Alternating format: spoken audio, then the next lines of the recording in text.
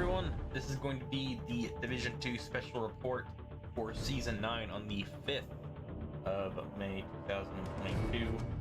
Well, the 9th of 2022, my bad, when I said the 5th. But we have about 15 minutes until the starts. Talk to you guys a little bit about what I'm kind of expecting, and also what obviously we're going to expect. Some of the stuff's already been leaked. But hopefully we get to see pretty much, I guess, the trailer for the new, pretty much, obviously the new season, what to expect for the story, what to expect having to Faye Lau, Bart Schaefer, and maybe some hunters in general as well, and pretty much cover the new game mode, and some other stuff we don't really know about so far. I'm not sure that this special report will be too long. I'm guessing it may be like 10-20 minutes. I have no idea. But we're finally getting some Division content, so we're going to sit here and we're actually going to step through pretty much all of it and see exactly what we're going to be getting. And just from seeing this picture in general, this looks like New York City in the background here. I'm not sure if that's going to be important at all, or if there's going to be some more stuff we're supposedly going to be getting in the new seasons as well, because this is supposed to be true sun themed. So I'm very excited to see exactly what they're going to go in that direction, and also we're supposed to get more hunters themed stuff as well. So maybe we'll get a little peek at that. And the leaks pretty much hint that Faye Lau is obviously going to be pretty much dead, because we kind of did kill her in the final season 4. And also Bart Schaefer is still alive, as we know from the information in the report for the characters. But I'm curious to see exactly who they're going to be pretty much using, I guess, for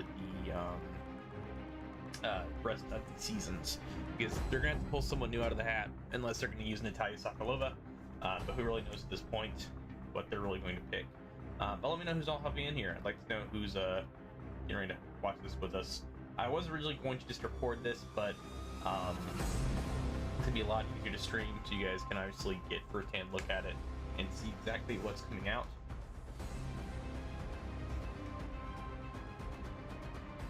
So we got 13 minutes and 38 seconds. I'm really excited to see exactly what we're going to be getting. But we know who's in here. I'm excited to see who's hopping in and watching with us. And let me know you guys' predictions as well, what you think we're going to be getting.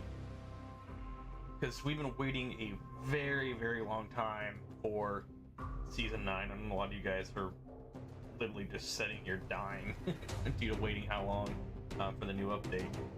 And we are getting the new update on the 12th, so this is the reveal for the 9th.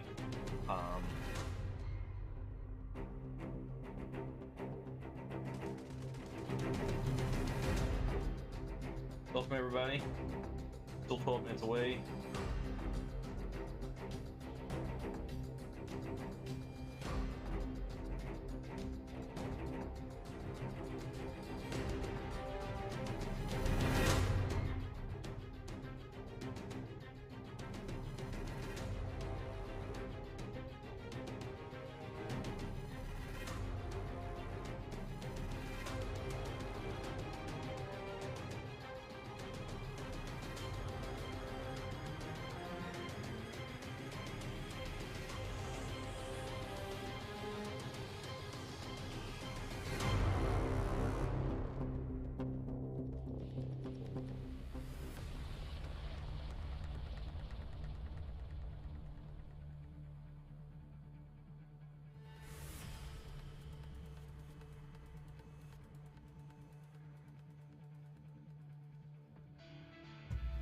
Down to 11 minutes.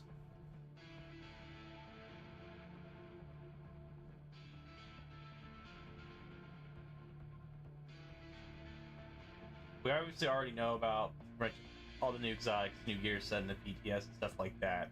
But I'm pretty sure this is going to be an overall, pretty much, I guess, the season's look, what to expect for story-wise, and maybe some things that we're not aware of. Maybe there's more stuff that's coming in this new update that they haven't really talked about yet, so I'm really excited to see if that's going to be the case.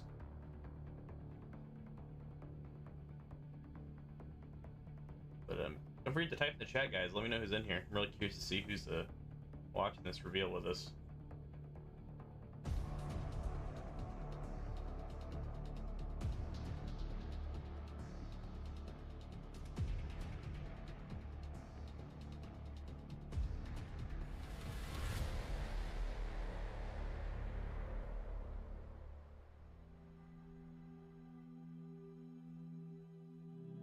Still got 10 minutes on the clock.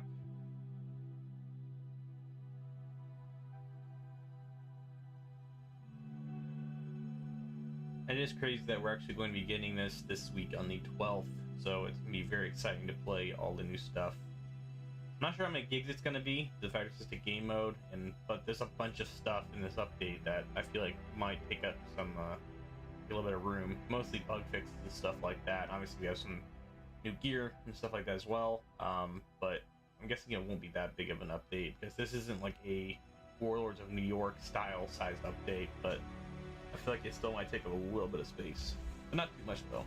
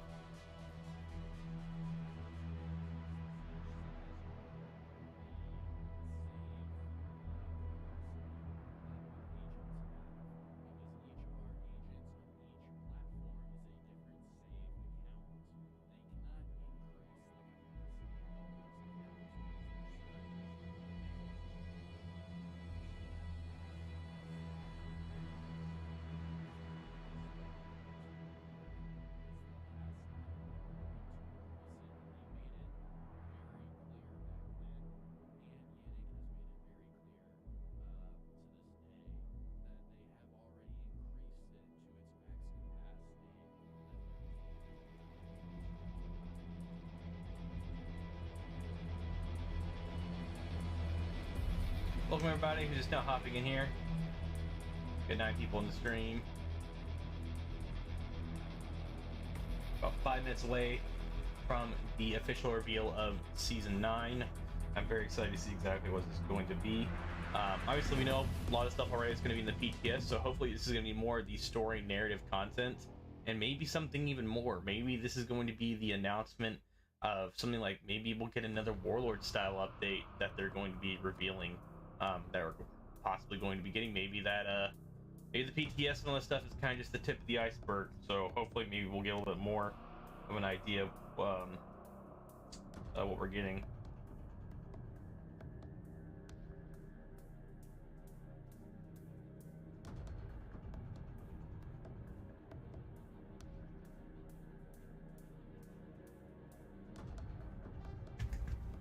But let me know who's in here. Please, let me type in the comment section or in the chat. Let me know who's watching. Don't forget to leave a like in the stream, guys, if you're really excited for this new content, because we've been dying to see some new content for the Division 2. Obviously, we get to play some of it already, but just seeing some new narrative content, hopefully getting some more legendary missions in the future, or maybe even a new area or dark zone in the future is really nice to think about. Not sure if we'll get that, but it's what keeps me alive in this game, thinking about it.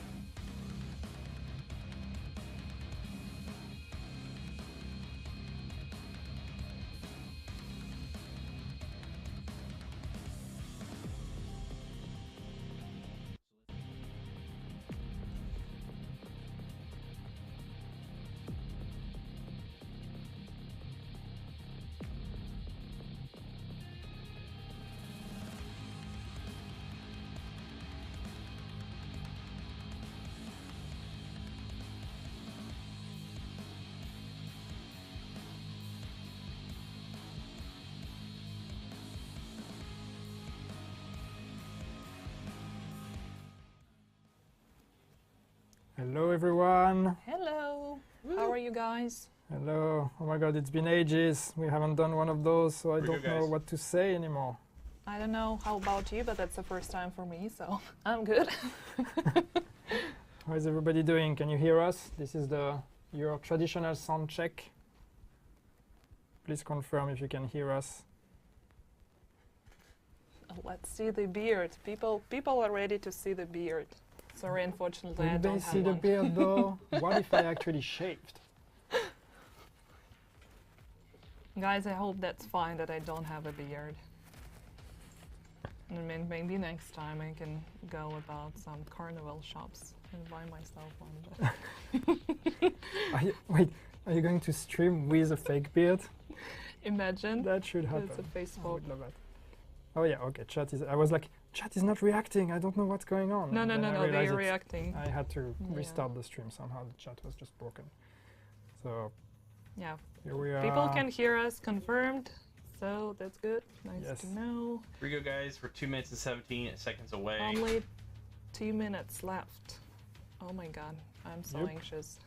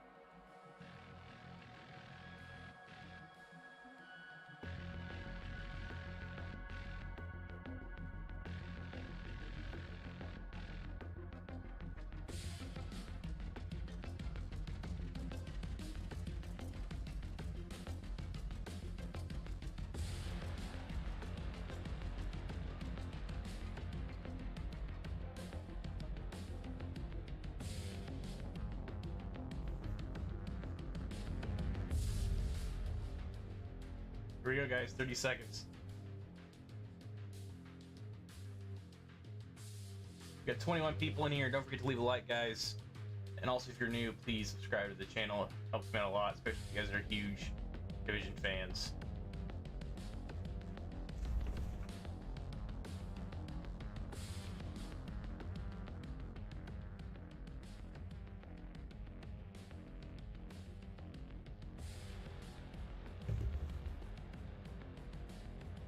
Radiation levels detected. Detonation imminent. Warning. Full lockdown initiating.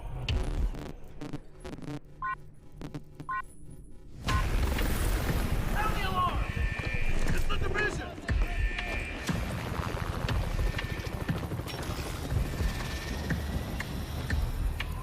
Proceed with caution.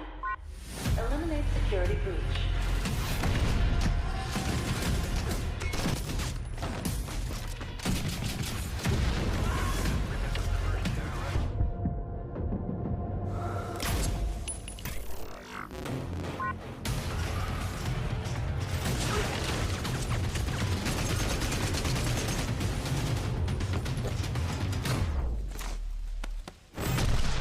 Experimental reactor unstable.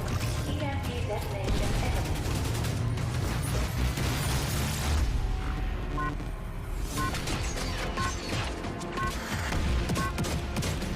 Dude, it's like sick. Warning. Warning. Warning. Warning. Warning. Please proceed to the substation.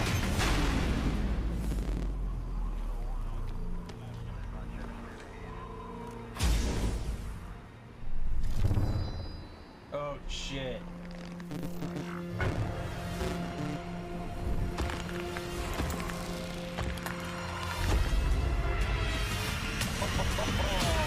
That is such a cool picture. Hello everyone, my name is Daria. I'm the new dev for the Division 2 and we're here today to uncover all the secrets of TU15 and Season 9. And today with me is Yannick. You all know him very well. Hi. There he is. It's very exciting. Back to streaming. It's been a long time Yes. for the game. I mean, it's my first stream, so I'm good, as I mentioned. But I know that is super exciting for the whole community and for the team as well. It's just so good to be live again, to just be able to talk to all of you. And the past weeks, anyway, have been just amazing. Like it's been a long time. I think I talked a bit about it with some people, but it's like it's been a long wait for all of you, obviously, and for everyone that loves the game. It's been a long wait for us as well. I mean, we've been working on this and we've been wanting to talk about it for so long, and now it's out there, and now we get to talk about it as much as we want, and that's amazing. Yeah, it is. I'm That's very good. excited. Oh yes. And also, look at that. We have a live stream room-ish. Temporary one, but it's Sounds like actually a live stream, but it's a live stream room today. So today. Yeah. We've actually stolen the podcast studio from Peter, so I hope he's not going to be too mad about that. But it's, yeah. Some of you might recognize that table. Can we show the table? Can you show the table? It feels weird. I'm touching the bottom of the screen now. That table. Story. Ah. Yeah. Yeah, so I'm bringing the cringe already. Though. Table. It still smells of Hamish, maybe a bit. Okay. I'm not Hamish. I do not have a beard, but you'll have to put with that, guys. But yeah, maybe next time we'll have a beard. We'll see. Maybe for a Halloween, I don't know, special live stream. Or we're just gonna dress up as, I don't know, as Hamish. Anyway, gonna have to work on the accent. But that's okay. Yeah, gonna be hard for me. Okay, so today we gonna show you a lot of cool new stuff, and I know that a lot of you have been waiting for a lot of time, and what you can expect to see in the stream. I'm announcing it ahead, so if you guys think that you don't want to avoid spoilers, that's information for you. So we're going to talk about the PTS results, of course. We're going to talk about Countdown, new mod. We're going to talk about expertise system. We're going to probably touch on a little bit new season, Hidden Alliance, new targets, new history, continuation of the story, and a lot of other cool things. Yes, it's all Season 9, it's all TU15, it's coming, and yeah, a lot of the things that are included in this update are out there already. We had a PTS, we will talk about that, so all this information is already public. But it's just good to talk about it again and like try to go in a bit more details on all of those things. So Yeah, but not everything. There Not are still everything. some secrets, Of and course. yeah, things that you're gonna see today for the first time. Yeah.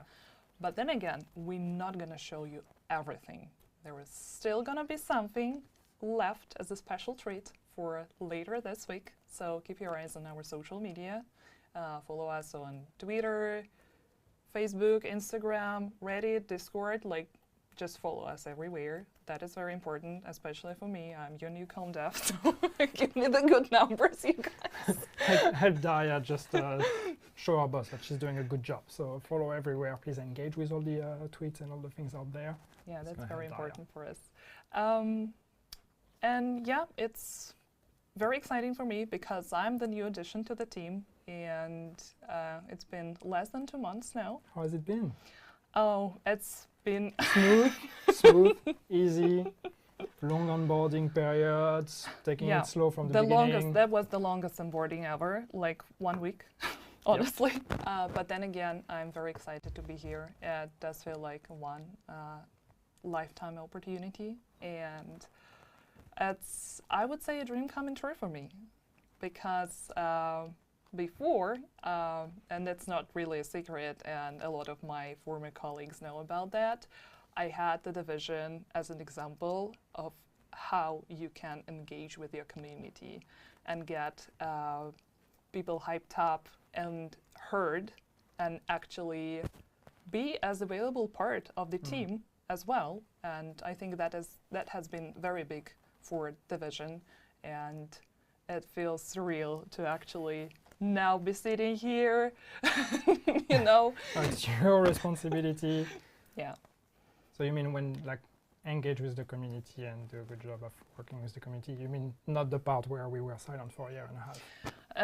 Definitely not that part, You but then wouldn't recommend again, that? Or? yeah, no, Okay. I would not recommend just- that. just I mean, clarifying. now that I'm here, and I know that the team has been amazing, it has been doing everything in their power to get the content to you as fast as possible, but of course there are some limitations, and we can just talk a little bit about that, because that's not really a secret, and we want you guys to have that information. No, I mean we've been pretty hopefully open. I'll try to be open on the situation with the game. And a while ago, it feels like a lifetime ago now, we explained that after the release of Title Update 12 and Season 4, this was actually supposed to be our last update, and this was supposed to be the end for the support of Division 2.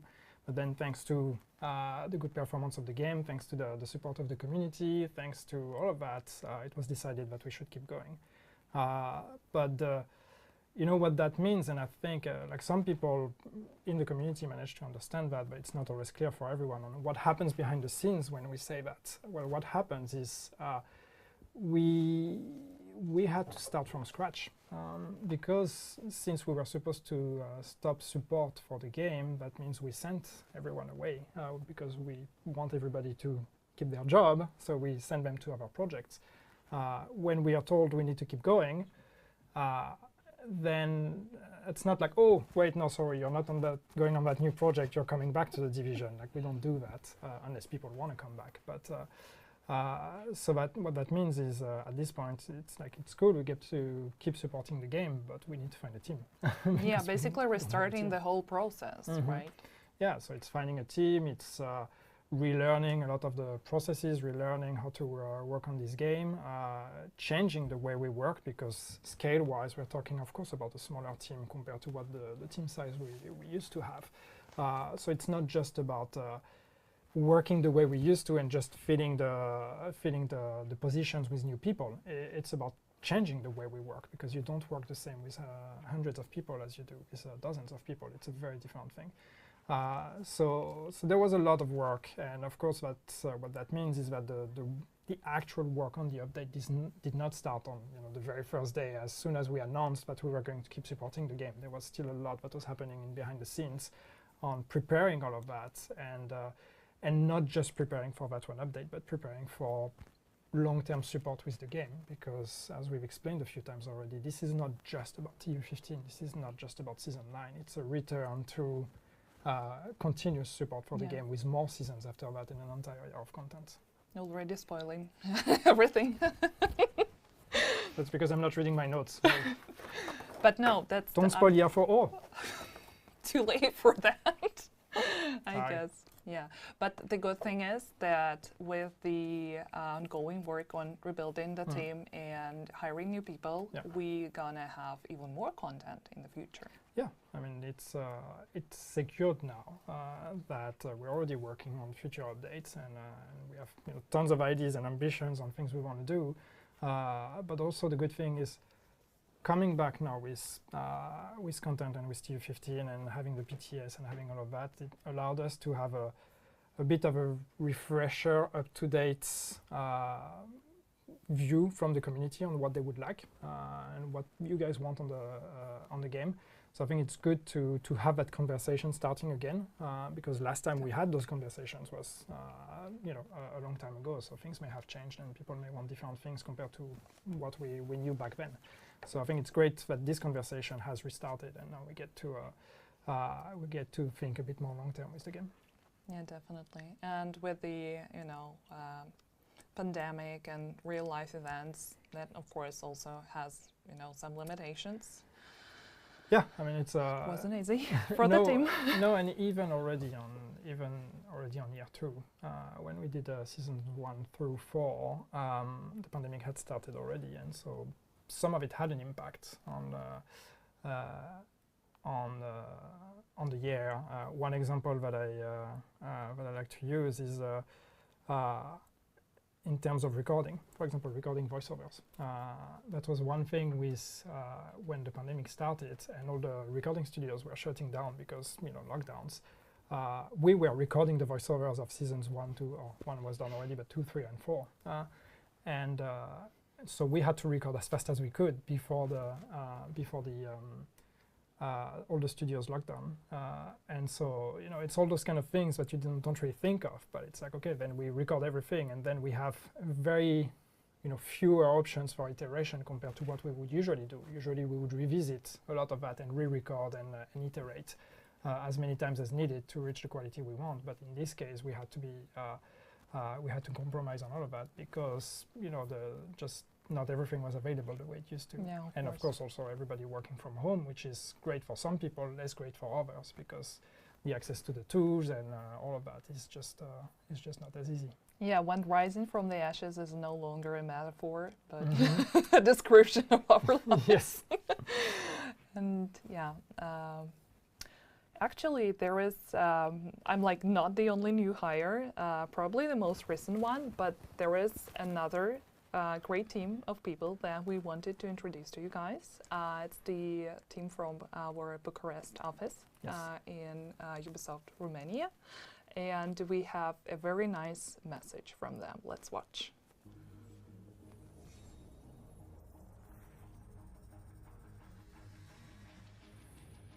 Ubisoft Romania was founded in 1992, and we're the first Ubisoft production studio to be founded outside France. There are currently over 1,800 employees on multiple departments: production, quality control, IT department. Today, I'm proud to say that Ubisoft Bucharest is the second largest Ubisoft studio worldwide and has a strong history of contributing to AAA franchises such as Assassin's Creed, Tom Clancy Ghost Recon, Watch Dogs, Just Dance, and now Division. The work on Division 2 started on April 1st, 2021 with a team of just 15 people. We quickly grew to a peak of 35 for delivering Gear 4 on all job families: artists, designers, programmer, QA. The team was very happy to work on Division 2, working on a live game where everything happens fast. We received live feedback from a big, great community, and you need to quickly act on it. Working on this title represented a great opportunity and challenge. We had the chance to work with the Snowdrop Engine, which was the first time for Ubisoft Romania, on a new pipeline and a well-established IP. We knew we had to get familiar with existing content and gameplay systems fast to reach the high standards set by the main game and its previous updates. One of the biggest challenges was to adapt to the workflow of a live game. Not only continue working on the new updates, but also understanding the needs of the Division 2 community. Year 4 started from the idea of new content for Division 2 and its community. New content and new features. Together with the team at Massive, we put together several ideas for the content and features that we wanted to put in. There were several pitches related to the countdown mode and what type of mode it was going to be, how many players, complexity, and so on. As for the map, the entire team contributed with ideas related to the environment and what would fit best. In the end, we decided to go with a co-op mode with 8 players and matchmaking because it would be the most versatile option. The map environment had to be something that makes sense with the countdown mode and that sets a fast pace straight away, but there are also size and tech constraints connected to this. What we knew for sure is that we wanted to offer the players the fantasy of exploring a surprising, inaccessible location, which is something Division excels at. So we had big shoes to fill. We investigated multiple themes and narrowed it down to 3 different briefs, out of which the power plant was a winner. Next, we did detailed research on these types of facilities and started to flesh out the different spaces, considering their identity, visuals, and moods. Countdown had to be compelling, so we constantly kept looking for ways to convey the tense atmosphere. We initially had daytime on the exterior of the map, but we felt we had to push things a bit more, so we changed it closer to nighttime. We had a lot of fun working on the map, and we are excited to be able to finally share it with the community.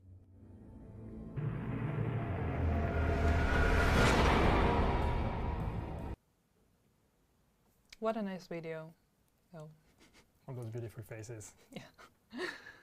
And as Tim mentioned in the video, they played a crucial role in delivering the countdown. Yeah. And yeah, maybe we can talk a little more about it. Countdown and a bunch of things in this update. But yes, Bucharest has been our main partner since we've started working on this update and on producing new content for the division. And they've been a great partner.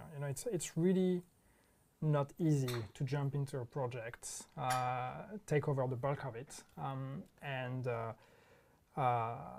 basically take over the work of someone else. I think if you would start from a game that hasn't been shipped yet, that would probably be very different. But here, taking a game that already has 2 years, that has been made by someone else, I don't code myself, but I always hear from coders. I'm sure some people in the chat are actually coders in video games or other disciplines. You don't like to go and work on somebody else's code because everybody has a different way of doing it. So you can imagine that for them to jump into that, learning the game, learning how the game works, learning how the game was made, learning the new engine, learning all of that, learning to work with us, and all of us setting up those processes of how do we collaborate together. That was a huge endeavor, and the team really took it beautifully and did it really great. And I hope they're watching. And good job, everyone, because we're super proud of what was achieved together with the team. And yes, Countdown is one manifestation of that. It's mostly the work of the Bucharest team. We worked on the ideas together, but then actually bringing it to life was all from them. And I think they did a really good job at bringing something that matches the vision we had agreed on, and also still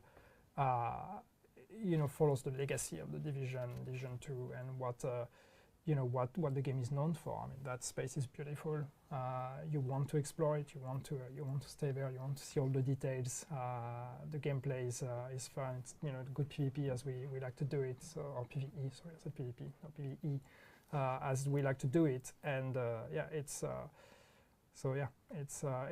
really been a pleasure, and it's just the beginning because we're going to keep collaborating together for the future updates. And it actually, it's very nice and inspiring, especially for me as a new person, to see how every single person working on the game, no matter the discipline, super passionate about everything and wants only the best. Yeah. So I mean, at least that's my kind of impression of our play sessions that we usually have with Bucharest team, which were very helpful, especially during the PTS, because it allows us to witness all the issues and bugs reported by the community and kind of get together and discuss everything and actually find the solutions. So it was nice. Yeah, I think it's a pleasure to come to work every day, because it's the team we have today with Bucharest and the team at Massive and all of that. Everybody's just super passionate, and I know that you say that all the time with teams working on video games, but for most of the people, it's people who chose to be on Division 2, people that had choices, even us at Massive. Like we could be working on Star Wars, we could be working on something else, and instead we decided to stay on Division because that's the project we're passionate about. So and that's a vibe you get from a lot of people in that team. So it might be a smaller team, but it's a team that is just really loving the game and want to make it as good as we can. Yeah, I mean, it's actually the silver lining that can be found almost in everything that this team does. And I'm saying that as a person who just joined, so it's super obvious for me. And yeah, it's a lot of inspiration, a lot of passion shared around the office, a lot of very interesting discussions, but we're not going to spoil it to you. Not now. And actually, I mentioned the PDS, and I must say that maybe because I'm a newcom dev and I was kind of helping with that one, but maybe because the content was so good, it's the most successful PDS that we had so far. And we had 19K players, even a little bit more than that. Yeah.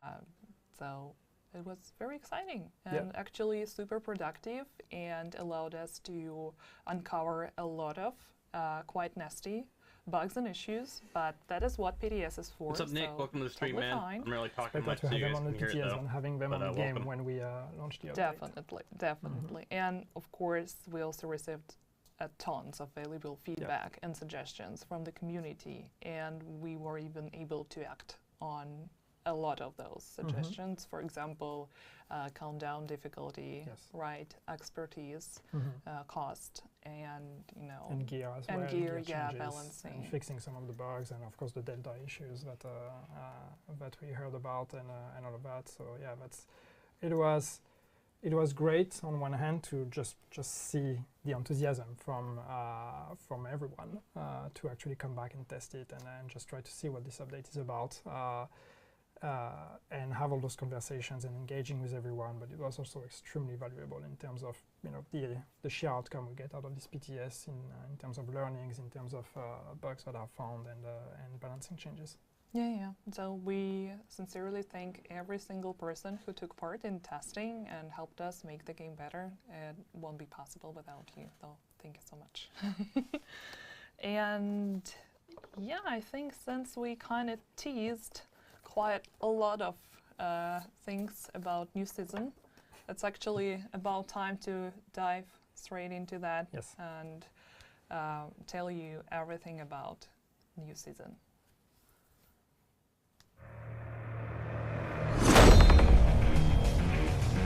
This is Captain Lewis of the True Sons. My advanced team is already in DC. You still have no idea what you're up against.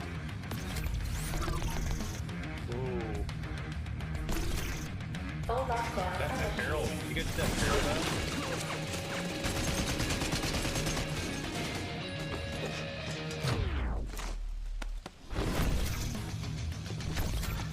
Whoa, look at that gear. The helmet, at least.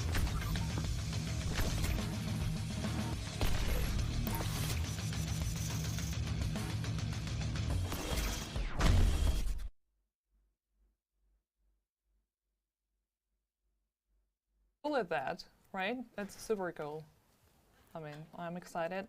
So let's just go through everything that we saw right now.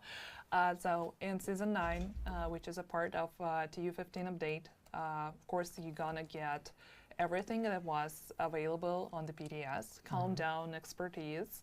Of course, you have seen the new Manhunt calendar and the season pass. So absolutely, totally, that's gonna be in there.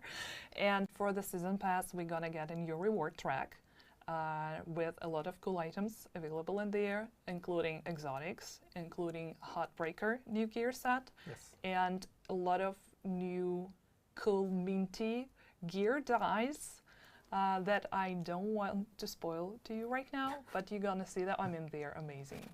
They're actually just state of the art. Amazing. But it is, because I know that some people were not sure about that, but it is a full-fledged new season. So it's not, you know, we've been rerunning seasons for the past year, and we went through 1, 2, 3, 4, or 1, 3, 4, 2, because why not? But it is, this one is a completely new one, so it comes with all the novelty that you can expect from a new season. Yeah, new gear, new rewards, new manhunts, new story, and all of that, and even a few extras. Yeah. And oh yeah, the apparel event. Honestly, I was thinking there's something I forgot to mention. Yeah, some people were asking if there would be new apparel. Yes. Two of them. At two the apparel same events. Yeah, and they're really amazing. The design is just out of the line. So.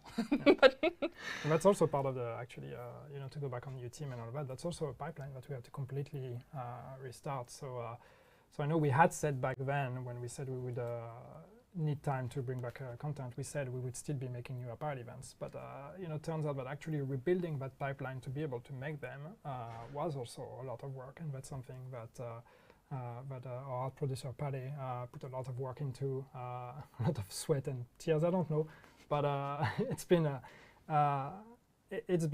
whole process. But now I think we've landed in a really good place where we're able to produce apparel, and I think people will notice the quality is it's going to be pretty good. Yeah, I agree with you. And also, new season means the continuation of the story.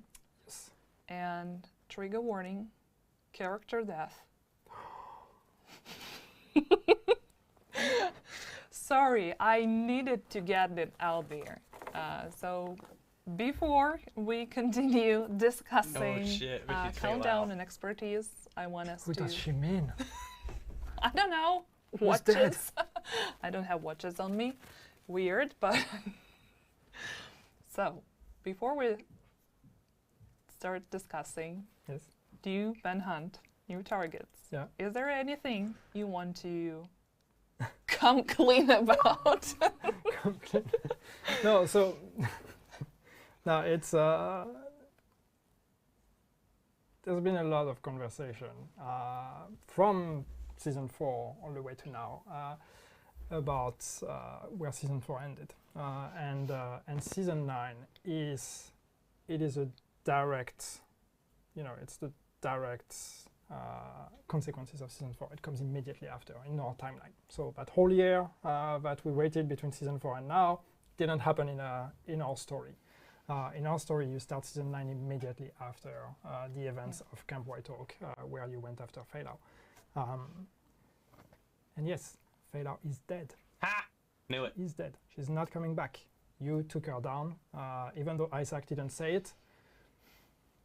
You know, Isaac is a computer. Sometimes computers bug. I don't know. I'm sure we'll retcon a reason why Isaac didn't say anything. But no, Fela is dead. She was always meant to be dead. And that was the reason why I'm saying that it's not as a spoiler to season 9. It is something that we had intended to be clear at the end of the season 4. It wasn't clear, but it was not unclear because we intended it that way. It's just the execution made it unclear. So that's why I want to confirm that when you go into season 9, it's not a surprise. Fela is dead. But what happened there? Like, why did she do all of that? Why did she go rogue? Why did she assassinate the president? Why did she blame it on the division? Like, all of that. This is all the questions that we're building on for season 9. So season 9, as I said, takes place immediately after, starting directly from Camp White Oak, with, you know, the dead body of Fela, and allowing us to start, you know, answering some of those questions as you go through the season. So it's really about what happened there, but also everything that is happening in the city. There are still threats everywhere, and you saw in that trailer a new enemy that is arising with Captain Lewis, who's one of the new leaders of the True Sons, and is coming for Washington D.C. And all of that, of course, will connect. And so it's a lot of story. It's going to hopefully provide some answers to the questions that showed up after season 4.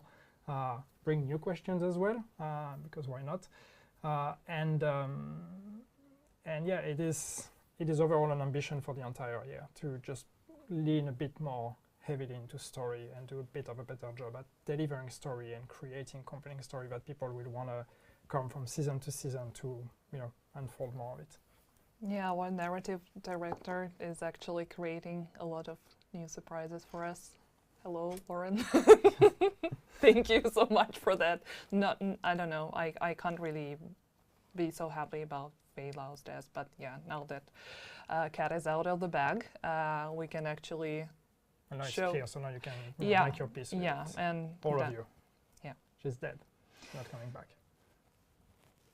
But now we can move on to manhunt targets, including Captain Lewis, the prime target. We're gonna have in season 9, and we have a trailer for all our new targets. Let's watch this one. Well, it looks like the True Sons are getting bolder under their new leader, General Anderson. He used to be a strategist for Ridgeway, and it looks like his ambition has reached new heights. He's smart. They're keeping him at a secure location. We're getting reports of 5 of his True Sons moving on DC. Major Castillo, a civilian turned True Son. Castillo's background is in engineering. He's been taking over radio frequencies and broadcasting these rants that, frankly, if you didn't know better, could be quite the recruiting tool. Sergeant Daniels. This woman is a piece of work. We're getting reports of her indiscriminately assassinating civilians in the street. She's on a rampage. We've also got a logistical nightmare on our hands with Lieutenant Chang. His background and experience has shored up the True Sun supply lines and weapons. We can't afford to let him build their stockpiles. Then there's Major Xander. She has some anger management issues. Xander's been torturing and interrogating civilians. I don't know what she's hoping to learn from them, but we can't allow her to carry out this inquisition. And last but not least is Captain Lewis. We haven't actually seen him in DC yet, but we've intercepted comms that imply he and General Anderson are planning something big. Agent, you know what to do.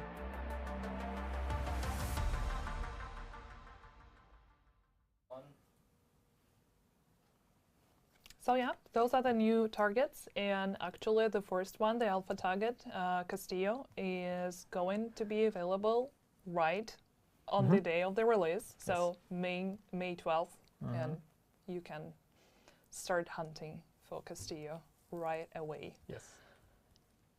And then the other ones, and yeah, all the way to Captain Lewis, who's a pretty cool character. Okay, yeah, no spoilers because we were explicitly asked by a lot of players that they want this stream to be spoiler free, so we're not gonna provide a lot of details. We're asking people to be respectful of spoilers, so we should discipline ourselves to do the same. There's just so much good things to talk about. Yeah. But actually, while we still have that on replay, we can start discussing countdown bit by bit, because there is quite a lot to cover. And as you guys know, especially those who were able to take part in the testing, that the countdown, the new PvE mod, is meant for 8 players, match-made players, so it's possible to find randos to play with. I know that some of you just don't like to do that, but let's agree it's much better than just try and search for people out there on social. So it will be possible for you to matchmate with other players and try and beat it.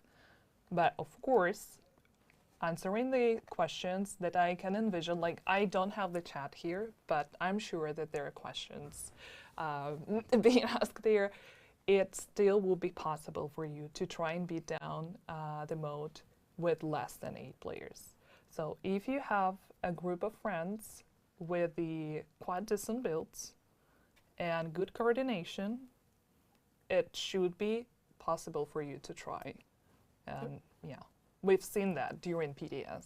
Actually. Yeah, some people completed it with during PTS with much smaller groups, and you know, difficulty was a big conversation during PTS on countdown, on how hard do we want it to be, how hard is it perceived to be, and you know, the way we envisioned it was always if you are, you know, there's matchmaking for a reason. It's like if you, let's say that if you are a player that either doesn't have a pre-made group of 8 or do not have, you know, the best gear in the world, you can use matchmaking. And if you find 7 other players that are in the same situation as you, just the sheer number of 8 players should allow you to get through, at least reach the point where you're completing the main objective. Extracting might be a bit more of a challenge, but you will get the rewards for having successfully stopped the events at the power plant. So the extraction is just bonus, but you should be able to get through. And of course, for players that are more advanced, that have teams that are really made, that are, you know, really good at strategizing, that have, you know, the best builds in the world, then the challenge comes into completing it with less than 8. So that's the way we try to balance it, which is making it achievable by 8 players that are not the most optimized players, and therefore the optimized players will look at completing it with less. Yeah, we might unintentionally set people on chasing the possibility of beating it solo or with less than 8. I have no doubt that it will be possible, and so it's always the same. But you know, it's even on PTS, people had a few days of testing, and you know, the balancing changed quite drastically, especially from PTS 1 to PTS 2. So it will take some time, but you know, when you look at other content in the game, you know, at first it took a lot of time for people to complete it, and now they've learned how to master it.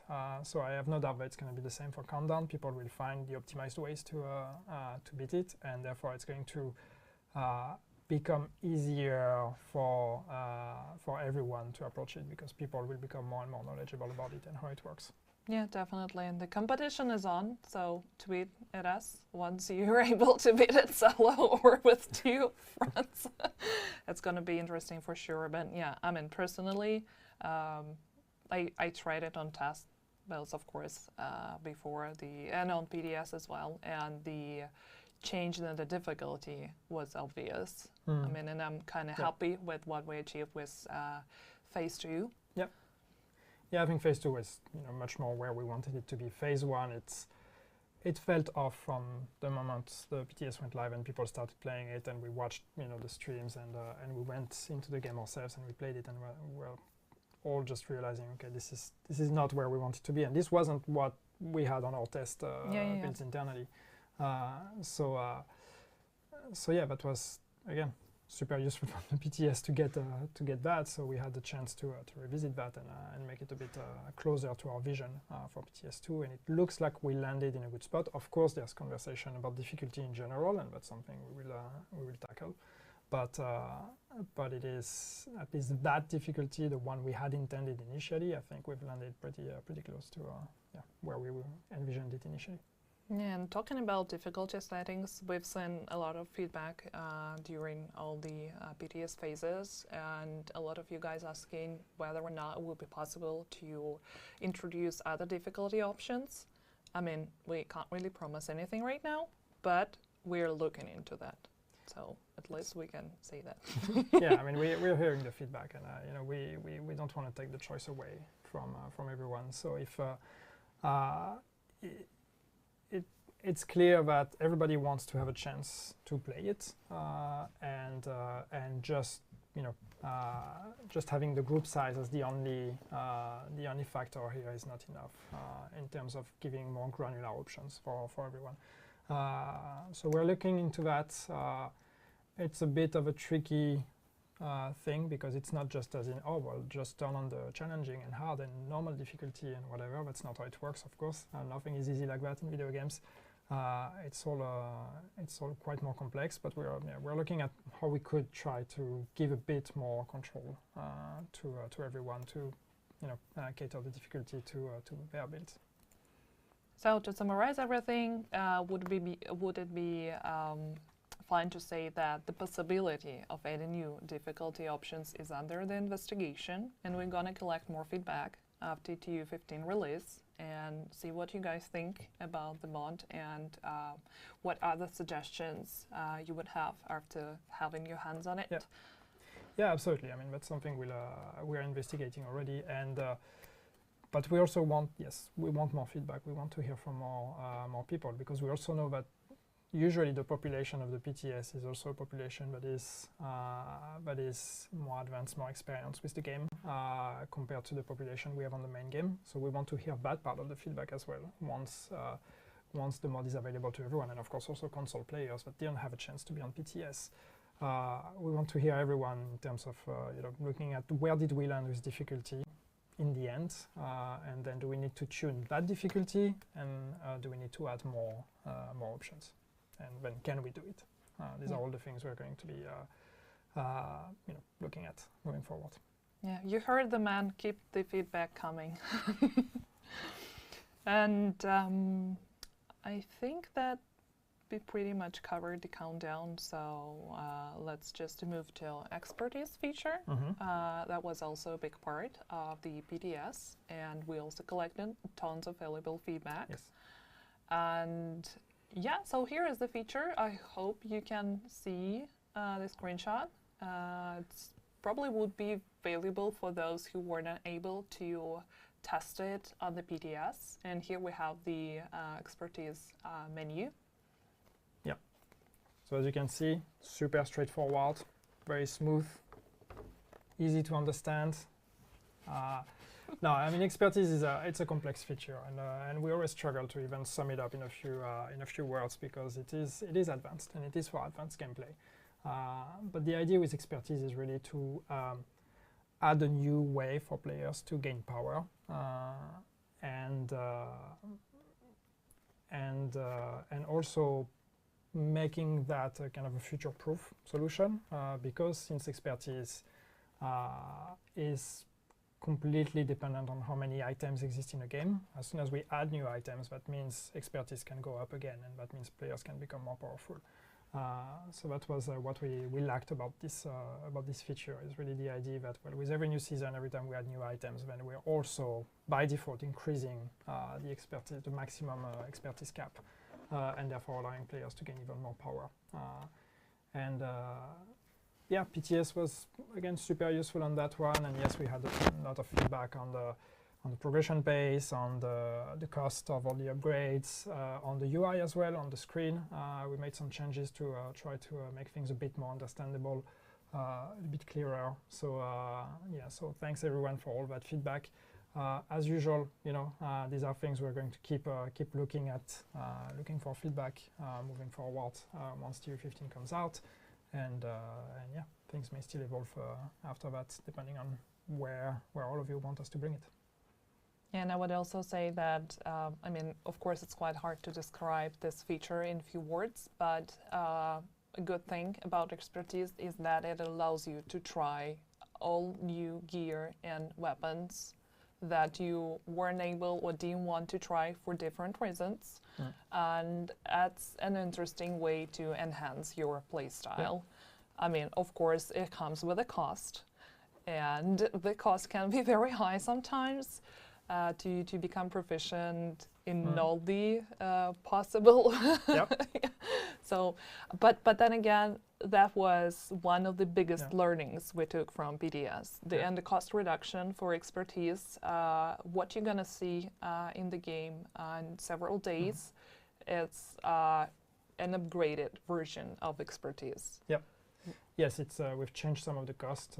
We talked about that. We halved the cost for the upgrades from rank 11 to rank 20. Yeah, absolutely. And on top of that, for gear pieces, so like chest piece and knee pads and all of that, we've had that even more because it takes 6 pieces to actually upgrade your entire gear. So yeah, but I know that there were conversation on from the PTS and from the moment we revealed the feature on like how grindy it is. But the way we look at it, it's a passive thing, but it's going up as you play the game. So of course you can approach it as, okay, I want to max it out immediately, so I'm going to grind the hell out of it to max out everything and be amongst the first to reach the maximum power. And that's cool, you can play it that way, but it's also the good thing with expertise is just you don't even have to be aware of it, and you're still going to be increasing your proficiency. Because as long as you're using items, you're gaining experience until they become proficient, and then you need to use new items or you need to donate to gain more proficiency. But overall, it's just equip the items, forget about it, play the game, play whatever you want, and you will be increasing your expertise. So it's not asking you to play specific activities, to do specific things. It's just play the game the way you want, and on top of the usual rewards you get out of it, you're also going to be increasing your expertise and therefore opening door for more power. Yeah, absolutely, and I think that was actually a very right decision for the team, and thanks for all the feedback, because otherwise we weren't able to make that one, to lower the costs, right? Because now it's not only that basically feature available to super hardcore players, but almost to, like, I would say that it's gonna suit almost all, every possible play style. Yeah, absolutely. I mean, it's of course it is an endeavor to max out even one build in expertise. It's gonna be quite some time investment. But with the cost being lower now, we hope that we landed in a place where it becomes more accessible for everyone. And then there's another part of the discussion, which is thinking forward about future updates. But it's the other part of the problem is not necessarily just the cost of the expertise upgrades, it's just the accessibility of the resources. And maybe that's also something we need to look at, especially exotic materials, which is extremely rare in the game at the moment. Yeah, definitely. And since those would only be reduced and cut in half from level 11 to 20, and other levels would still need the exact same amount. After so that, yeah.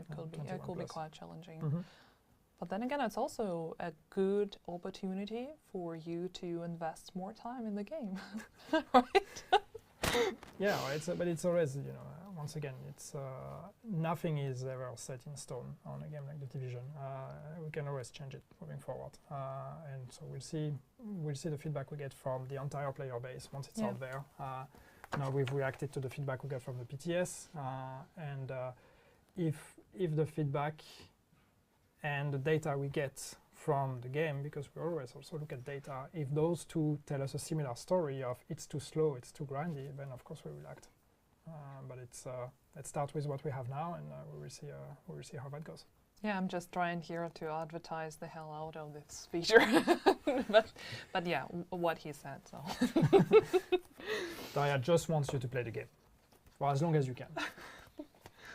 I mean, maybe because I would need some help with expertise myself, so it's right over to ask for that, because that's the reason why we're here talking about more content. It's because people actually still play the game, people love the game, people spend time into it and spend some money as well. So yes, the more you play, the better it is for us, and the more it guarantees that we keep supporting the game. But you play the game at your own rhythm. It's fine. Yeah, definitely. I mean, since I'm not a hardcore player. I'm just a regular person who enjoys the game, enjoys the setting, the music, having a chat with my teammates.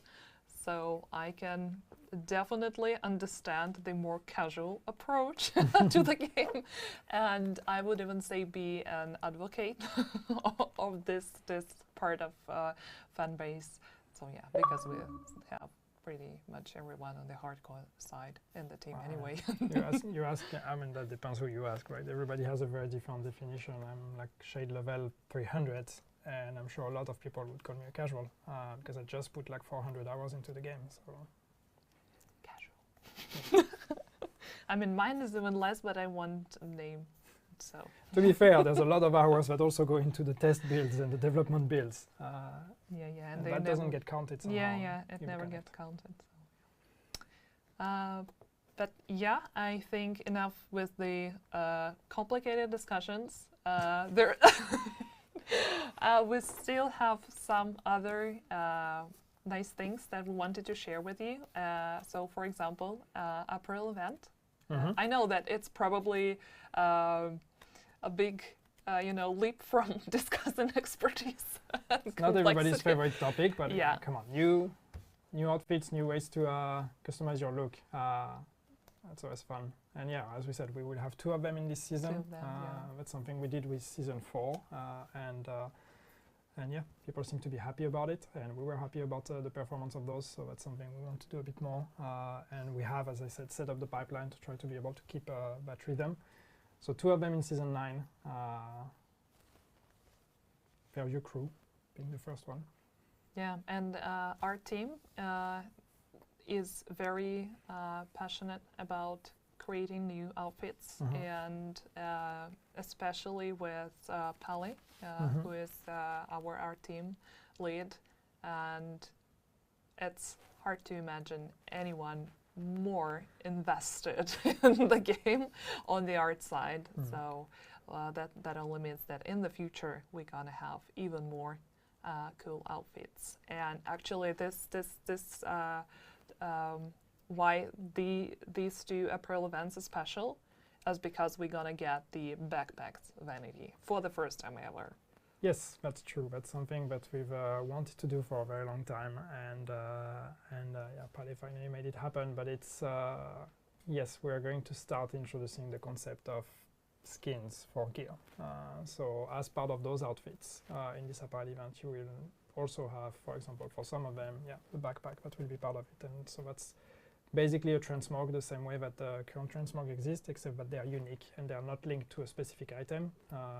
You unlock it through the April event, and then it's a new skin you can apply to your gear. Yeah, did we mention that going forward, every season gonna have 2 April events? Well, you did now. Here we go. I mean, that's but exciting. yeah, I mean, we said that's our ambition, to try to keep it that way. And yes, it's that's something we want to keep going, because 2 April events per season. Because again, it's people like new things and like new looks. I think my favorite April event was the heat wave. Oh no, you didn't. Why? But it was so nice. Probably the most hated April event in right? history. So it's my favorite. I don't know where I you're get so salty, PTSD guys. from it, but no, I think I don't know. I think the Silent Night. Silent Night, yeah. I think, was my favorite, because just there were so many good outfits in this one. But yeah, heat wave is still nice. I mean, some people liked it, which is cool. I mean, recently someone asked Mortem on Twitter about the, merchandise and all the swag, and I went looking for possibilities, for those merchandise to be purchased somehow by players and whatnot. And I found out that we actually have the Division 2 flip-flops and like beach towels available on one of the Ubisoft websites. So it's real life supposed heat to wave. talk about more Hunter stuff, I'm just but dropping they this haven't really information discussed that here yet. in case you guys That are wasn't the leak, looking that for a new this beach update would towel involve or Hunter's flip-flops more. before you summer vacation. So it's actually, it's the weirdest merchandise a game can have. Yeah. I'm gonna order it. No, but I take note, and I hope Pali is watching. So Daria is asking for more summer vacation themed April events, which I'm sure are going to be very popular. So let's do it. I mean, blame me if it won't play out the way we want it. But yeah, I mean, since we already kind of dropped several hints on year 4 and what's going to happen with the game going forward, I think it's time to address the elephant in the room, Spec Revamp. Like which elephant? There's a few of them. Yes, Spec Revamp. I mean, Spec Revamp, as you know, was initially planned for TU15. So we've put a lot of work into this. And the idea with Spec Revamp is to well, to really change the way we approach specializations. Right now, for a lot of people, specialization is a choice you make, mostly for the passive buffs you're going to get out of it, and then you forget about it. And the use of the signature weapon is even more something, anecdotal that you may remember or you may not. Again, some people That's might just use it one more than others, outfit but the goes game out of the doesn't really at least answer 4 well different to ones, you using your and signature probably an weapon, additional because we mask, never so I really wouldn't get found the too right upset over spot it. between should it be powerful, so it actually makes a difference, but then it kind of negates a lot of the boss mechanics we have in the game, or should we not be too powerful, but then people don't use it.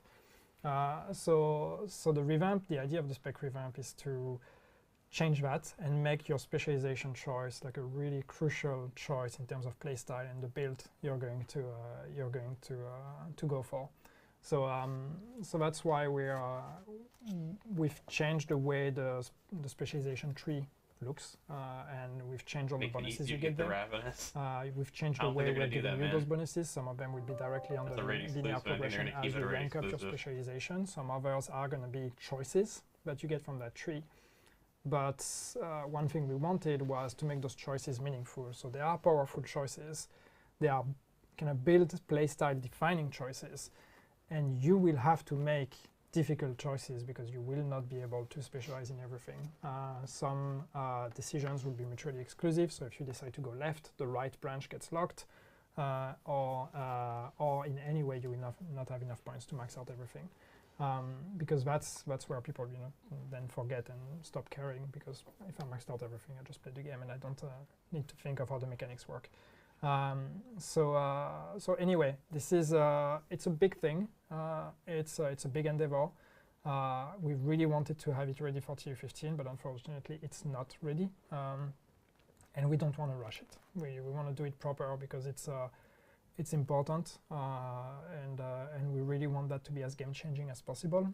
So we don't really want to compromise on the quality and rush releasing it because we said it would be TU15. As we've said, we have a year of content. So if it's not ready for TU15, then hopefully it will be ready for the TU after that. But it is almost there, but it's not entirely there. So we want to take the time to make it as good as we can. Yeah, absolutely. I mean, we can wait. Sure, everybody's patient. Yeah. No, but it's like we know we're here for the year. So it's something that needs to be okay. But if a feature is not ready, it moves to the next one. And again, we will hopefully talk more about it. There will be PTSs in the future and all of that. So we will have plenty of chances to show more, to talk more about that change and other things coming in the year, and try to make sure it lands where we want it to be. Yeah, it would have been great to have it in TU15. That was part of the package initially, but it's better to make sure we do it right. Yeah, absolutely. And then we have a wide array of really nice other things to play with, so it should be fine. There's more to year 4, but this is not the topic of this. Yeah. We will probably mention it somewhere. But it is at the time. Yeah. It is something we've said, and I think we need to say with every occasion.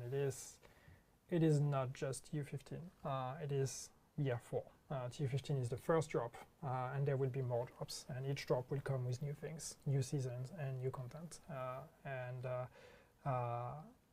And we have some plans. There's a bunch of things we want to do, as I mentioned, but we also want to hear a bit from the community what you want, and what are the things where we should invest time and resources into.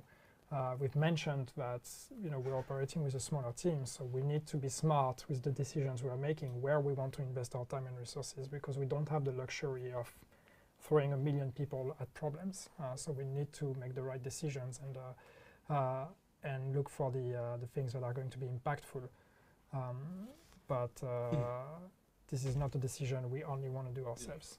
We need to also hear from everyone what are the things that are meaningful and impactful to them, so we can maybe change some of the ideas we have, or decide, okay, maybe we wanted to do that, but turns out that this is more pressing for the player base, so this is where we should go. Yeah, and that's a hint at what I should be doing by delivering I'll do that. No worries.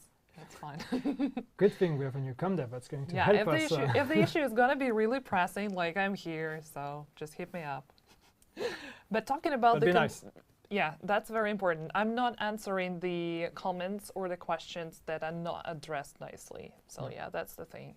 As usual, negativity What I is mean by fine, that is there but are it things needs that to be that's constructive. before the Absolutely. specialization rework, guys. You were just wondering. And actually, talking about community, will not be in P15. since we pretty much covered almost everything that we wanted, right? We talked about Countdown, we talked about expertise, new manhunt, the continuation of the story, phase out, but scratch that. And apparel events, PDS, new team, Bucharest team, and yeah, I think we covered pretty much everything. And I'm thinking that the remaining time we're gonna spend answering your questions from the chat. Sure. And community managers were helping us with collecting the questions from the chat, so we have like a list of the questions we can try answering. And the first question is about when we will have crossplay. Yeah, that's. Do you want to take that one? I mean, I think I've been pretty open about it, but it's not something we're looking at the moment. There's your answer, guys. Crossplay. I explained in a Twitter Had a thread a lot long of time people ago, and asking about I that. usually link to that one when people ask me the question on Twitter. But it's that's not the way our saves work in the game. You know, the online infrastructure, and that's coming from someone that is not online savvy, so I apologize if some of our online people are watching and I'm butchering it. But my understanding of it is that we have separate databases for each platform. So Xbox, PlayStation, PC, they all have separate databases. They don't communicate with each other. They don't know what's happening here or there. So if we wanted to do crossplay, the first thing we would need to do is put all those saves on one database, which means moving saves, which no online person would ever be comfortable with, because you can break a lot of things. And then it creates a lot of very complicated questions on like what happens if people have the same name, what happens if people already have a save on that other platform, what happens if this, what happens if that. All of that can be solved, of course, and we know it's not impossible, but it is such a huge endeavor and a very risky one at that. So it's not something that seems feasible or reasonable with our team. Yeah, thank you for the answer. I mean, it's not the answer that you were guys hoping for, but at least that's honest. I wish we could do it. Will you address the crashes that have been happening? If we're talking about the deltas that happened a lot throughout all the 3 phases of PDS, then yes, absolutely. We made sure to locate, to identify the issue behind those deltas, and the issue is already fixed in the build. So let's hope for the best, right? It's always the same thing, right? We don't have one fix that's going to fix all deltas. So there might be new reasons, new issues happening when the update goes live, but at least the ones we have identified from PTS have been fixed. So if there are still delta issues when the update goes live, these will be new ones that we will investigate and fix. Just because that's a wide array of issues actually labeled as deltas, so that's also good for you to know. And if we're talking about other issues that I won't name here, but I understand probably what this question is about, then those should be addressed in TU16, because that's something that I already discussed with our live producer, so we're good, we're on that. Let's see what else we have here. Will there be another DLC? I wouldn't be comparing Division's crossplay That's to a Call good of Duty. question, Their crossplay is a mess still. We already mentioned that it's going to be year There's still 4, tons of so cheaters in that game. list 2 more Especially seasons. Warzone. Yeah, it's year 4 is more seasons, more content, and our plan for year 4 is the same model that we've I don't think the Diamondback's going to shoot fast with the lever action rifle. and the season has a season Not pass. semi-automatic. We have no plans to make a paid DLC as part of this plan. So Yeah, and there are people far as already no. asking if TU15 is the last update. No, it's not the last update, so you can expect more. I've said that a few times, yes. will you increase inventory storage space? I know that you also answered that one on Twitter like 100 times already, but it's probably a good, and good not thing to everybody repeat. follows me on Twitter. It's probably better for their own sake. And Yes, cross-play is a mess for every game. Not every game should have it either. So storage space and inventory space, that's also kind of a complicated tech one. The route because at the end of the day, what more storage means is a bigger character save for us in terms of saving the data from your account. And when we made the last I don't think it should either. It's rate exclusive. I can't remember if that was tier 12 if they dropped it in the open world, it'd beat the purpose. We cannot push it to the extent that we were comfortable with. Pushing it further means this may have an impact on performances. This may have an impact on loading times. This may have an impact on traffic. This may have an impact on connectivity. This could have an impact on many things because just the sheer size of the save is going to increase. So it's something we want to be really cautious with. And the problem is we will always need more storage. Like we keep adding new items to the game and we don't remove items from the game, and we don't want to remove items from the game. So as long as we keep adding more items, there are people who just want to hold on to everything and just make more builds. So more storage is always going to be a question. So if you want the Ravenous to drop, I don't know I'd what the recommend solution getting is. 7 people together who already have it. I want That us way to you have a try higher to find chance of one, getting the drop but that when might be a bit more play the regular creative people. than just saying more storage. There might be other ways out there that we can allow players to save more things without having to just have more space in their stash. And once again, this is just I don't have the answer to that question, but that's the way I would like to try to look at it with the team. Thank you so much. That's a good explanation. I mean, the technical side,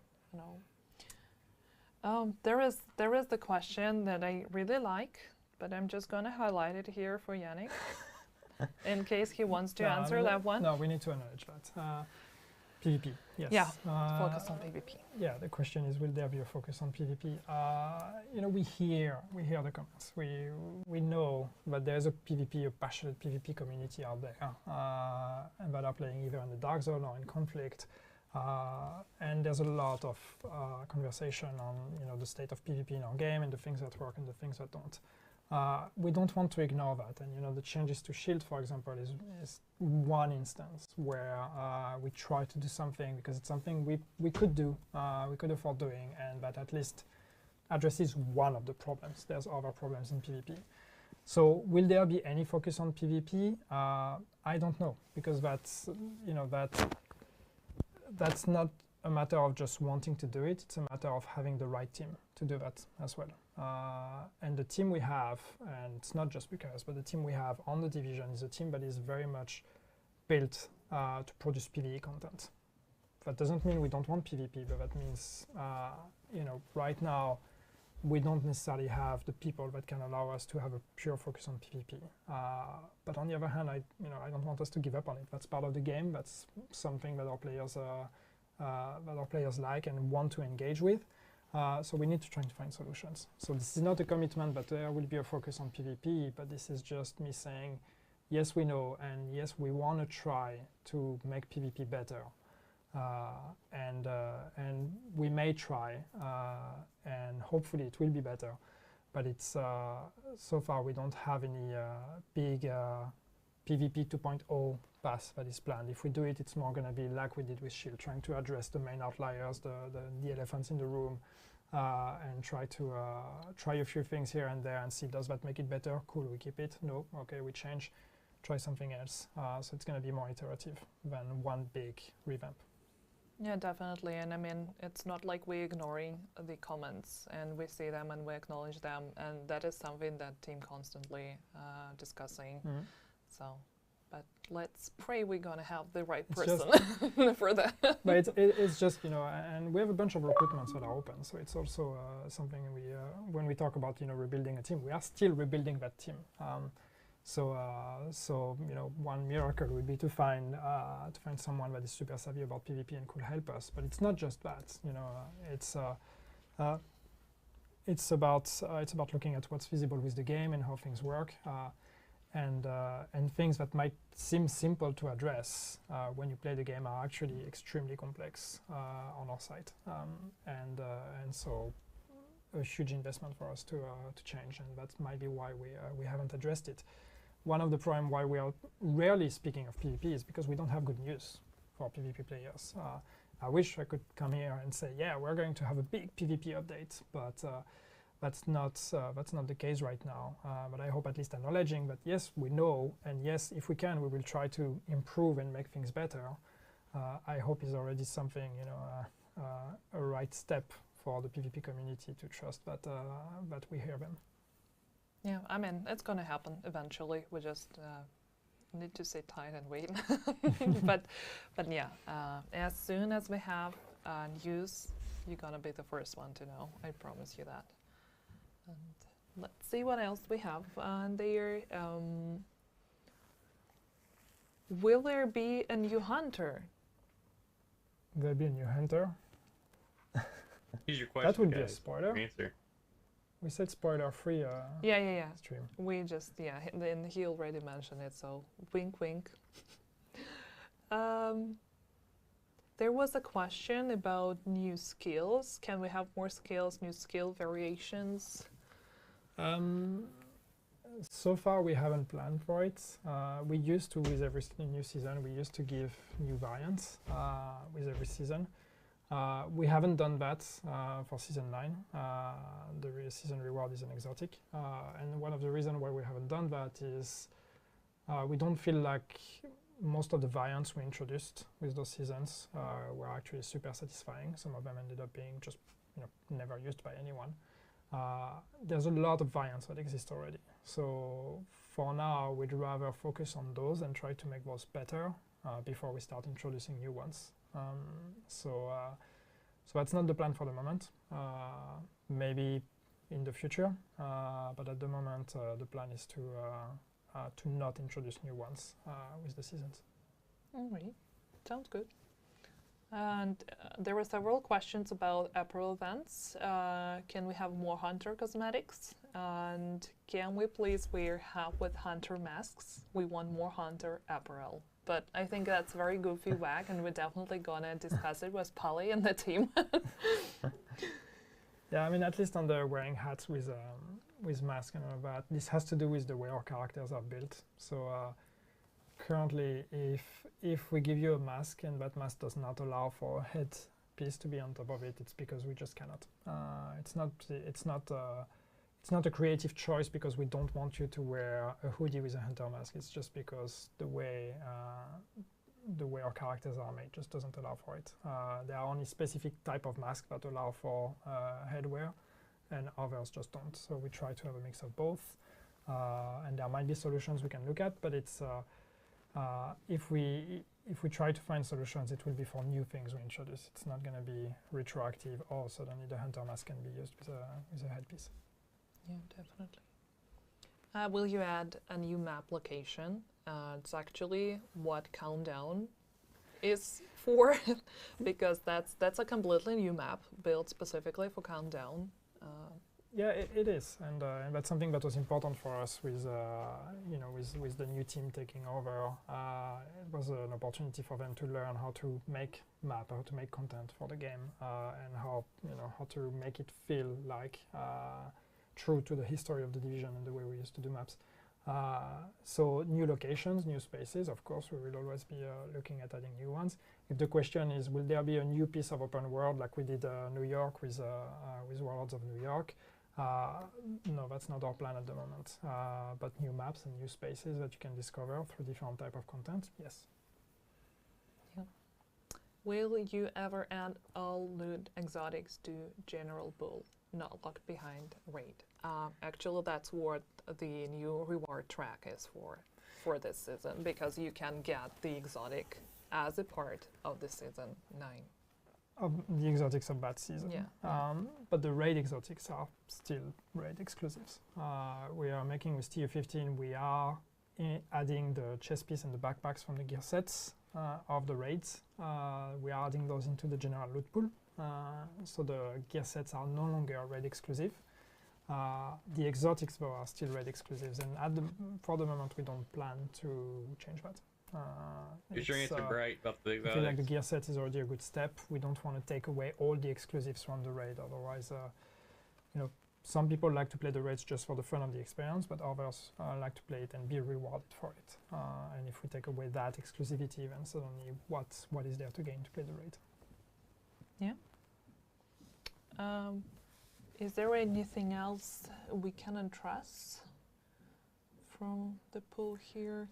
Will we ever have a postmaster? I see. It's a suggestion we see a lot, and the problem with it is, and that's something that's open for feedback and suggestions, but it's how do you handle a postmaster that knows what loot is interesting for you and what loot isn't?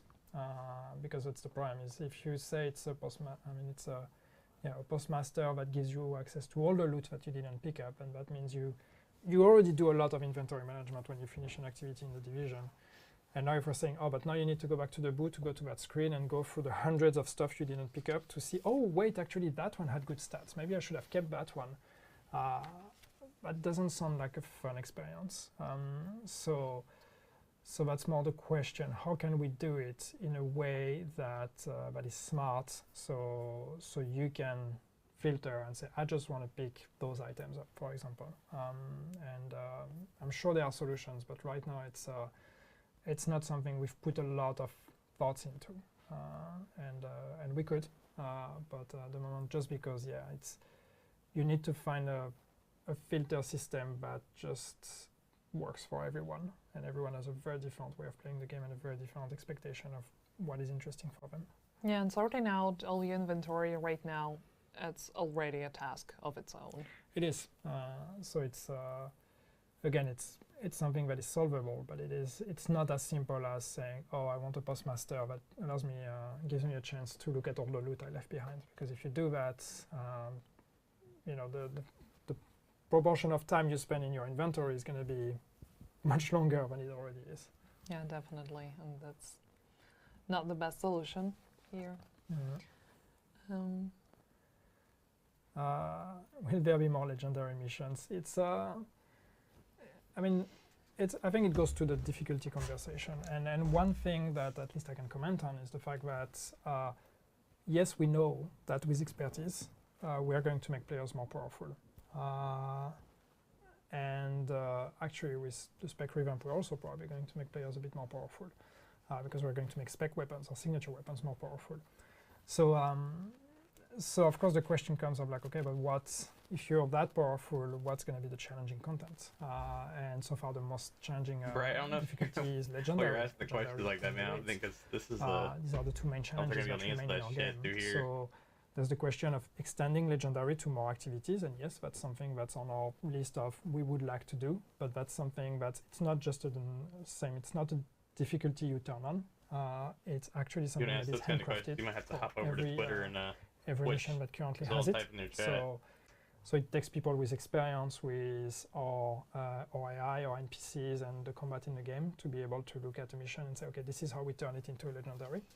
So it's not something that was feasible right now until the team gets more experienced with the game. So in the future, maybe that might be something. And I'm not saying maybe as in, we may do it, we may have it in the plans already. It's more, we may consider it, but it's not something we've put on our plans yet.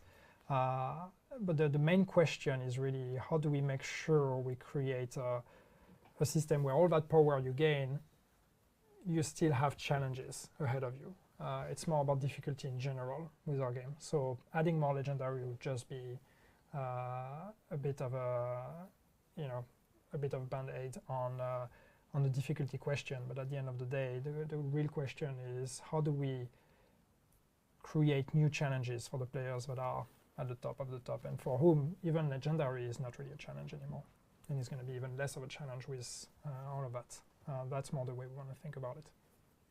Yeah, definitely. But I think we have time for one last question. So, just there's a box of chocolate candies. Just choose one. I can try to just shotgun a few of them, but Any plans to consolidate the DC Dark Zones? Nope. But we would like to look at Dark Zone in general and see if we can improve it, but that's part of the PvP conversation, so it's something that probably will take some time, and we need the stars to align, or the planets to align, before we can look at it. Any update on anti-cheat and addressing cheaters?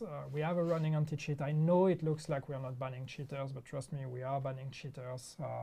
Sometimes they just come back faster than we ban them, and sometimes it's all about constantly updating the anti-cheat with ways of detecting the new ways people are cheating.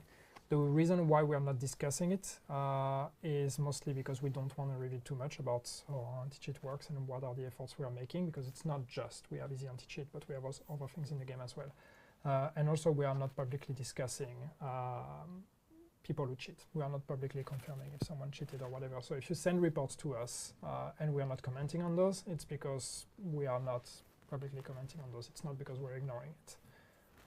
So, you know, we are looking at cheaters, and we are constantly trying to improve our anti-cheat, even though I know that it might not look like that to you. Will you still be revising the specialization tree? Yeah, we talked about that. Will the season pass contain the previous season's missions? Yes. Yes, that's a model we will keep. So as you play the season and you unlock the season rewards through the season track, you will unlock the previous climax missions from the previous seasons. Will you take hardcore mode out of beta? I would like to, and we have a bunch of ideas on how to do that. It's the same. It's a matter of, does that take priority over other things we want to do? And these are all things that can move over time. So ultimately, one day, yes. When? I don't know. Will there be more directives? We haven't added new ones with this update, with Season 9. That's something we may keep doing, but that's, to me, directives falls into the difficulty conversation. So instead of just adding directives, I want that to be part of the general conversation on how do we create challenges and difficulty in the game, because that might mean we need to change the directive system as well. Inventory stash space, we talked about it. Yeah, I think we covered pretty much everything now. The PvP question again. People asking about cancel the nightmare for Ecology, if we will ever bring it back. No, we will not. We will not do it. We did very little work on it.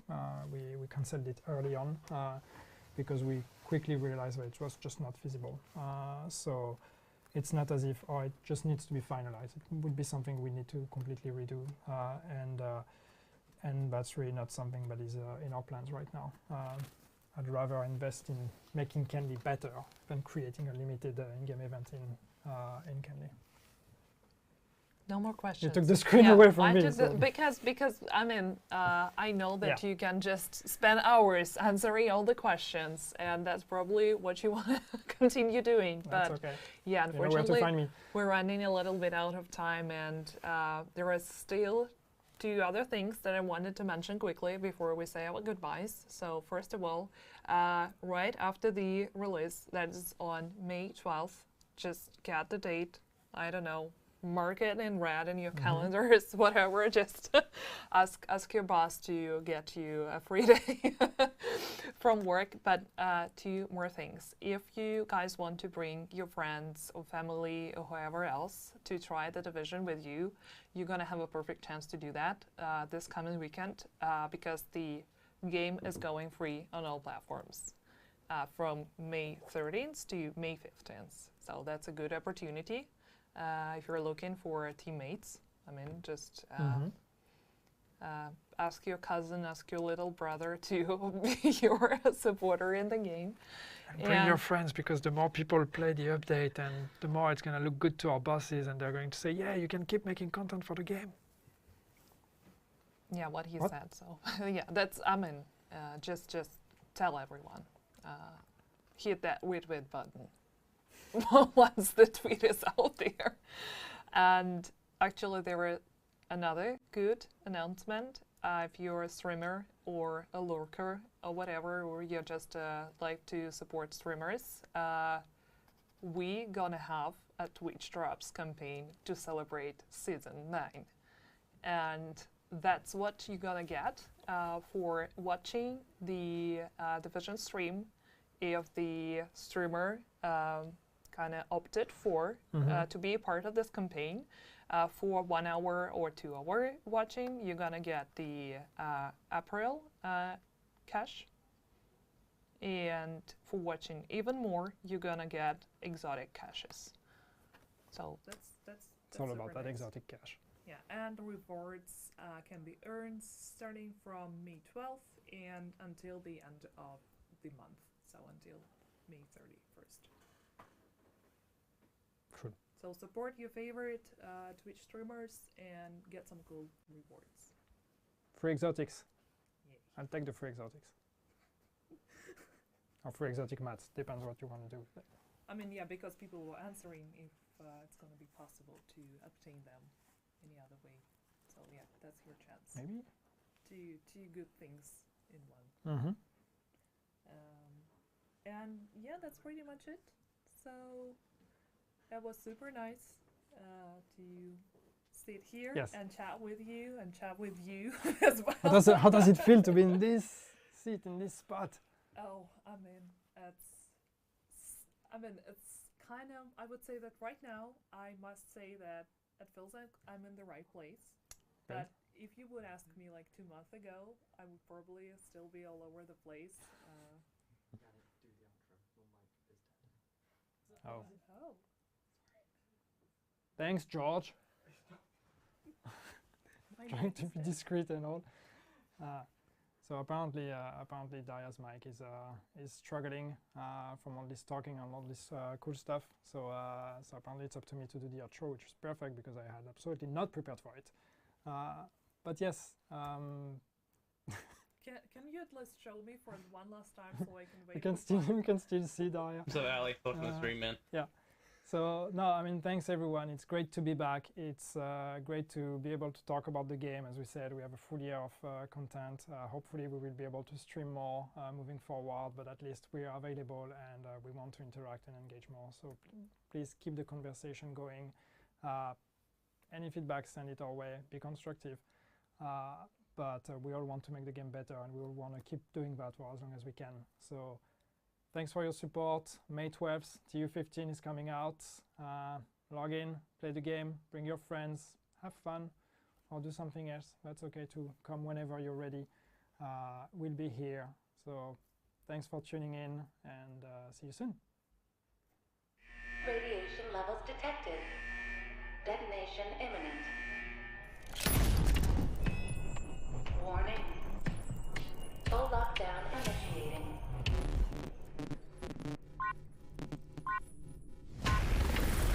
Sound the alarm! It's the division!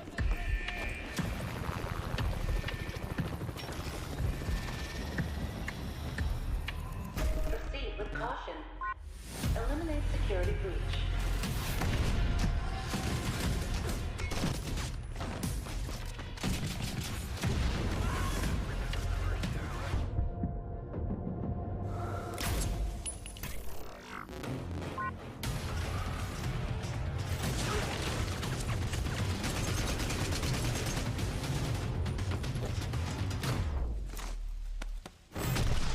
Experimental reactor unstable. EMP detonation imminent.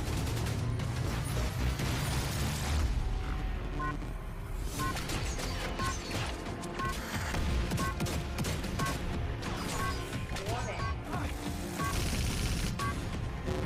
Warning. Warning.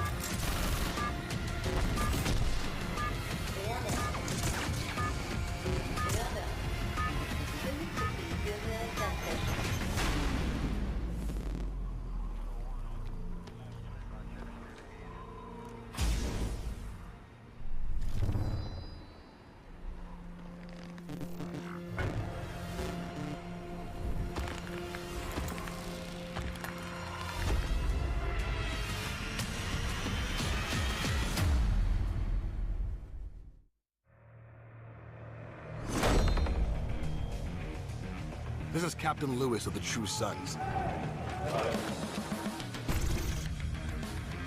My advanced team is already in DC. You still have no idea what you're up against.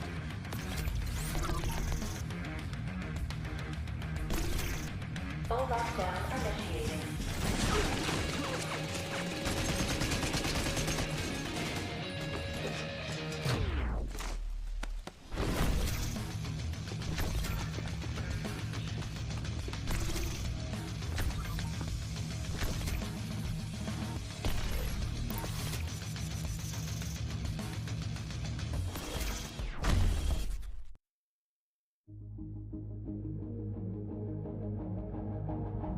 Alright guys, that's going to be it. May 12th is when the update is coming out. Please also hop in here and hanging out with me. Make sure you guys go check out some other YouTubers like friends of mine like Kamikaze Von Doom and Rogue Gold, and make sure you go check out Bishop Boas on Twitch, because I'm sure they'll be playing this update on the 12th on launch. I will be playing it very early and getting some videos out for you guys, but due to my schedule being changed so much, as you guys know if you've been here for quite a long time, I won't be able to upload as much as I used to, but I will still be getting uploads out, and I will be uploading a few videos on this pretty much overall report as well, which will tie into the new update and pretty much giving my overall opinion on some of this stuff. But make sure you guys drop a like on the stream and let me know what you guys think. I'm staying here for another few minutes to answer some questions if you guys have any. I missed the first half. Shield's going to be nerfed, Dishonored, and PvE as well. They didn't really talk about the shield nerf or really nerfs that much in general. They did a tiny bit, but it was mostly based on new stuff and what we're going to be expecting. They did talk about some of the things that we're not going to be getting, like the specialization rework. Supposedly will not be in this update, but will be later on, because they haven't fully tested it yet, and we actually haven't tested it in the PTS. So I'm really curious to see exactly how that's going to be. But at least we did see some of the apparel events, the new targets. They didn't say anything about hunters. They did kind of nod to a little bit there's going to be new hunters masks. If there's not, I'd be super shocked that there's no hunter masks, but I'm sure there will be. I'm sure there's gonna be a lot of things. Same goes for the full season rewards for the premium track. There'll probably be some apparel stuff on there as well, and probably new outfit, and going to be getting the new exotics, new gear sets, stuff like that in it also. But overall, that's gonna be it. That is the pretty much the official stream for the pretty much special report. But if you guys have any more questions, please type them in real quick. I'm gonna start a little countdown here. We're gonna keep the stream going probably for another, let's say, 2-3 minutes. If you guys want to get some questions in real quick, if I can hopefully answer them for you. But I'm super excited for this new update. For one, we have not had a lot of Division content in a very long time, so it is really nice to actually get something new. And overall, in general, just, you know, having to look forward to something. And keep this in mind, this is TU15. This is not just one update. This is year 4. So we're going to be getting more than just this update. We're going to be getting, you know, way more stuff to look forward to later on down the road. But I think that's going to be all the questions. I don't see anyone else typing. But like I said, thanks all for watching. Make sure you subscribe for more Division 2 content and gaming content in general. And I'll catch you guys later.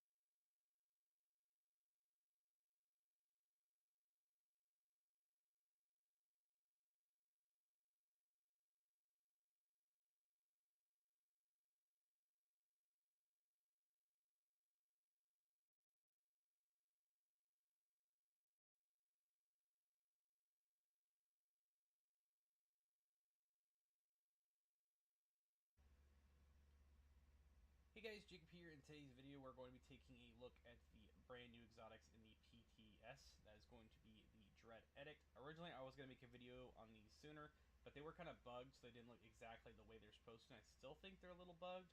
Not sure if that's intended, but this is the Dread Edict's SPD sniper rifle. Then we're also going to be covering